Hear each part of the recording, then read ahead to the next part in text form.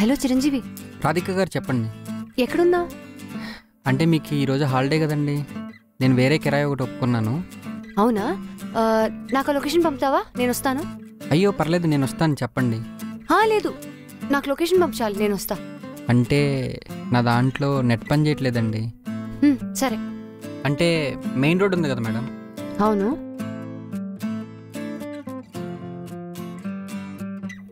Okay Chiranjeevi, ఒక half an అవర్లో వస్తా. సరే అండి, వెయిట్ చేస్తాను.